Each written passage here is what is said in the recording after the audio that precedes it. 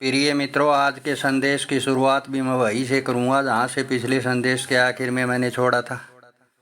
प्रिय श्रोताओं, परीक्षा के नाम पर पार्ट 1 में, यानी कि पिछले संदेश में मैंने बताया था कि भक्ति जीवन में मुक्ति के नाम पर ईश्वर द्वारा, यानी कि भगवान परम शिव जी द्वारा ली जाने वाली परीक्षाओं के नाम पर मैंने कुछ रोचक किस्से सुनाए थे, जो कि मेरे को आध्यात्मिक गुरु के द्वारा आध्यात्मिक जीवन मिलने के बाद मेरे साथ घटित हुए थे।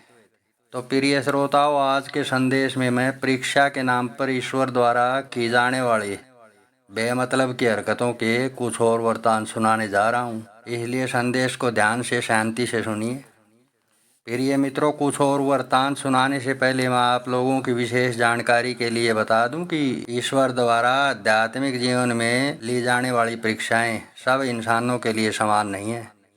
प्रिय मित्रों, ये बात तो आप लोगों में से बहुत से लोगों ने कई बाबा महाराज लोगों के मुख से सुनी ही होगी कि जितना बड़ा पद उतनी बड़ी परीक्षा, यानी कि आध्यात्मिक जीवन में जितना ऊंचे पड़े का इंसान उतनी बड़ी परीक्षा।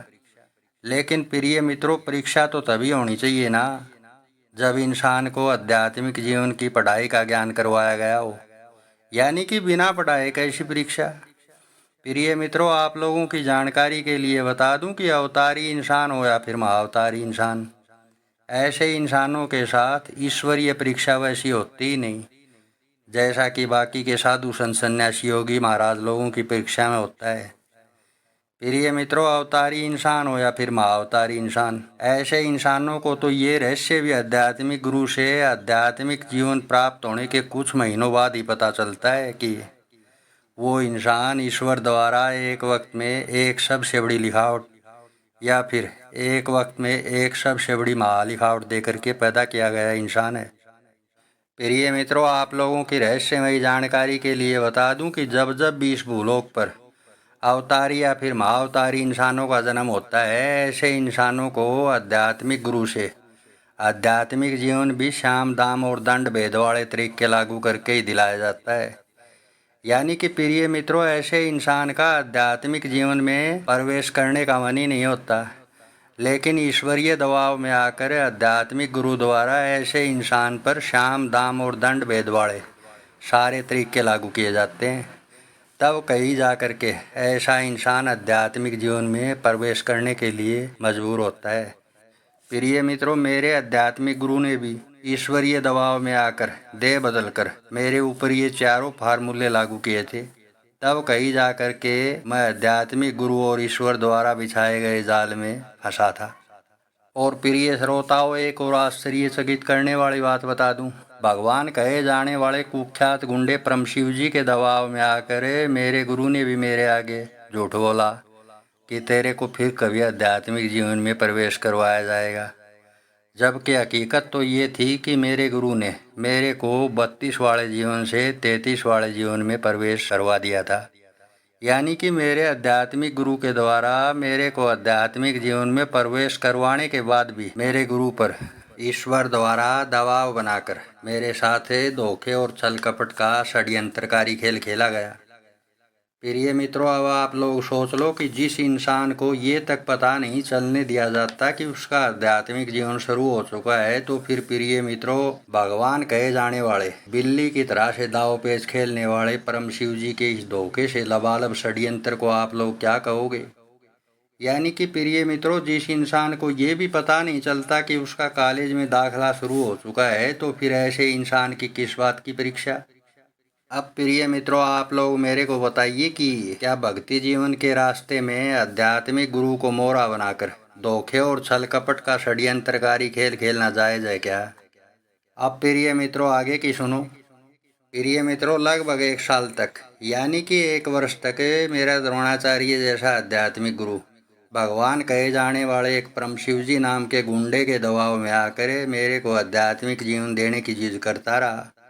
और फिर ये प्रिय मित्रों, आध्यात्मिक गुरु और परम शिव जी द्वारा बिछाए गए जाल में फंसकर मैंने घर बार भी छोड़ दिया था और अपने गुरु के साथ आश्रम में आ गया था।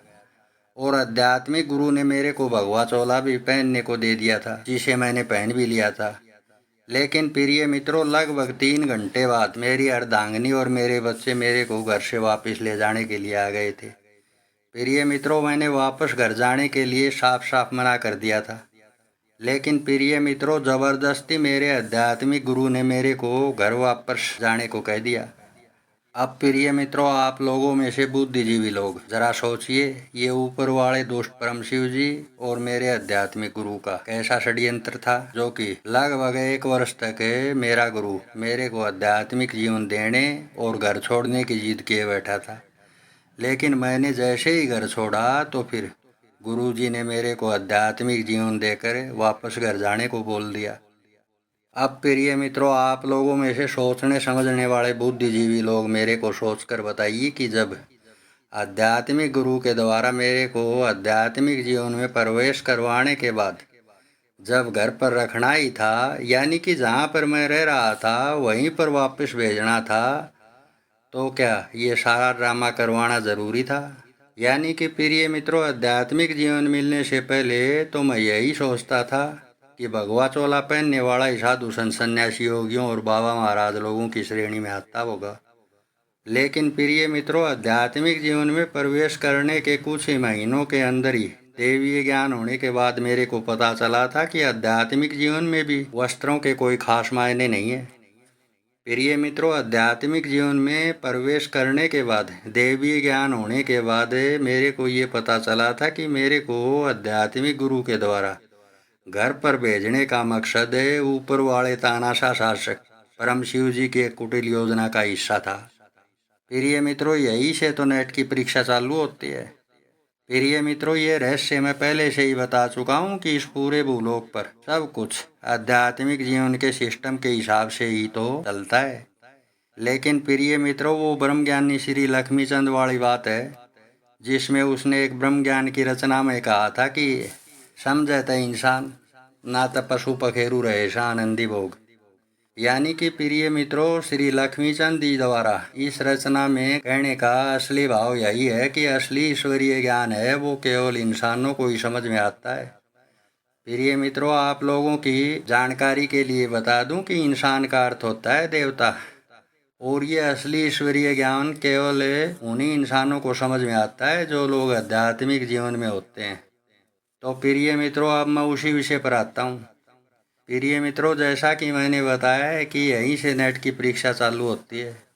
प्रिय मित्रों, आध्यात्मिक जीवन की पढ़ाई के हिसाब से नेट शब्द का असली अर्थ होता है अदृश्य पानी के जरिए गुरु और ईश्वर के द्वारा ली जाने वाली परीक्षा। प्रिय मित्रों, नए शब्द का अर्थ होता है पानी का नल। और आप लोगों की जानकारी के लिए बता दूं कि मानव लिंग और औरत की योनि दोनों ईश्वर की नज़रों में पानी का नल है। और प्रिय मित्रों, ऐ शब्द का अर्थ होता है अदृश्य। और प्रिय मित्रों, ट शब्द का अर्थ होता है टमाटर, यानी कि गुरु का रूप।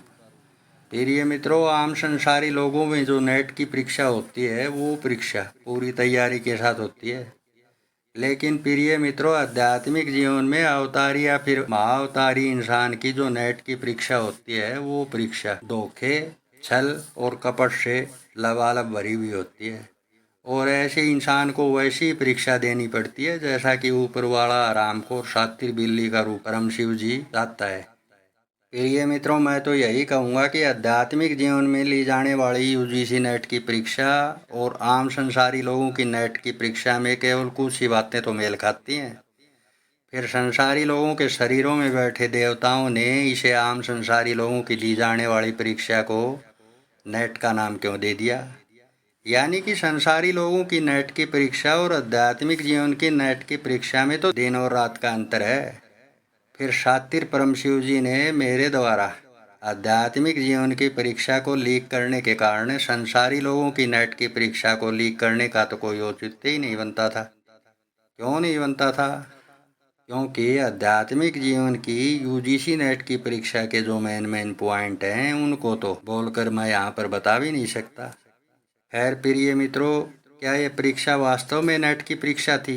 नहीं प्रिय मित्रों, ये रहस्य मैं पहले से ही बता चुका हूँ कि ये ऊपर वाला आरामखोर परम शिव जी किसी शैतान बिल्ली की तरह से इतना शातिर और खुराफाती दिमाग का राक्षस है कि ये कोई भी इल्ज़ाम अपने ऊपर लेता ही नहीं। यानी कि इस पूरे संसार में हो रहे सारे के सारे अच्छे और बुरे कार्य तो खुद ही करता है। और कर रहा है, लेकिन सारे के सारे अच्छे और बुरे कार्यों का श्रेय दूसरों के मत्थे मढ़ देता है। यानी कि प्रिय मित्रों, ये परीक्षा के नाम पर इस हरामखोर के ही कुछ रूप खेलते हैं और सारा ब्लेम आध्यात्मिक गुरु के मत्थे मढ़ दिया जाता है।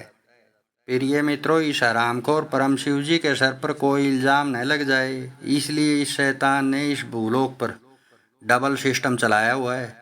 यानी कि संसारी लोगों में ली जाने वाली एक परीक्षा को नेट का नाम दे दिया और करवा दिया नेट का पेपर लीक। कैसे करवा दिया? अरे भाई, सब जीवों में खुद ही तो बैठा है और सब लोगों और सब जीवों से अच्छे और बुरे काम खुद ही तो करवा रहा है। और ये रहस्य मैं मेरे दोनों चैनलों पर पक्के ठोस सबूतों सहित पहले से ही साबित कर चुका हूँ। प्रिय मित्रों, मेरे द्वारा बताए गए इस रहस्य पर यकीन नहीं हो रहा है तो फिर एक ठोस सबूत पेश कर रहा हूँ कि इस पूरे भूलोक पर हो रहे सब जीवात्माओं के सारे अच्छे और बुरे कार्य रामखोर शातिर बिल्ली का रूप परम शिव जी करवा रहा है। प्रिय मित्रों, जैसा कि मैंने पिछले संदेशों में भी बताया हुआ है कि ईश्वर कहो या फिर परम शिव जी, इसका सिस्टम कुछ ऐसा है कि इसने अपनी असलियत कहीं न कहीं पर बताई भी हुई है, लेकिन सब जीवों के शरीरों और शरीरों के अंदर से सोचने वाले मन की और बोलने की पूरी ड्राइवरी इसी के पास होने के कारण आप लोगों का ध्यान उस तरफ जाता ही नहीं जहाँ पर गहरा सच छिपा हुआ होता है। प्रिय मित्रों, जिन लोगों ने गीता का संदेश सुना है उसमें ईश्वर के एक छलिया रूप श्री कृष्ण ने साफ साफ कहा है कि सब जीवों के सारे कार्य मेरे द्वारा ही करवाए जाते हैं, तू तो बस एक माध्यम है अर्जुन। यानी कि नाम तो तेरा और सारा का सारा खेल मैं ही खेल रहा हूँ। यानी कि प्रिय मित्रों, गीता के उपदेश में श्री कृष्ण ने साफ साफ कह रखा है कि सारे के सारे कार्य उसके द्वारा ही हो रहे हैं। अब प्रिय मित्रों, आप लोगों में से बुद्धिजीवी लोग मेरे को सोचकर बताइए कि या तो गीता का उपदेश झूठा है या फिर गीता के उपदेश को अगर सच मानते हो तो फिर मेरे द्वारा कही गई ये बात भी आप लोगों को माननी ही पड़ेगी कि सब संसारी लोगों और सब संसारी जीवों के सारे अच्छे और बुरे काम भगवान कहे जाने वाले दुष्ट शैतान परम शिव जी द्वारा करवाए जाते हैं। प्रिय मित्रों, इस चैनल पर बने रहिए, मेरे द्वारा बताए जाने वाले अगले संदेशों को सुनते रहिए। भगवान कहे जाने वाले एक तानाशाह शासक परम शिव जी का सारा असली सच अगले कुछ ही संदेशों में विस्तार से बताने जा रहा हूँ, जिसे सुनकर आप लोग भी ये बात मानने पर मजबूर हो जाएंगे कि जिसे आप लोग शिव जी समझते हैं वही परम शिव जी कोई भगवान नहीं है, अपितु एक तानाशाह शासक है जिसके आगे हिटलर जैसे तानाशाह शासक के कारनामे और हिंदुस्तान को गुलाम बनाकर रखने वाले अंग्रेजों के कारनामे भी फीके पड़ जाएंगे।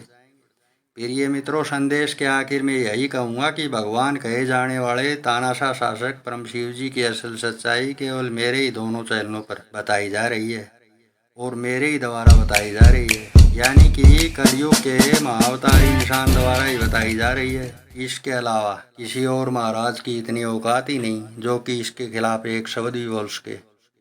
प्रिय मित्रों, संदेश के आखिर में यही कहूँगा कि वीडियो को अपने यार दोस्तों के पास शेयर जरूर करिए ताकि बाकी के लोगों को भी भगवान कहे जाने वाले एक दुष्ट राक्षस परम शिव जी की असल सच्चाई का पता चल सके।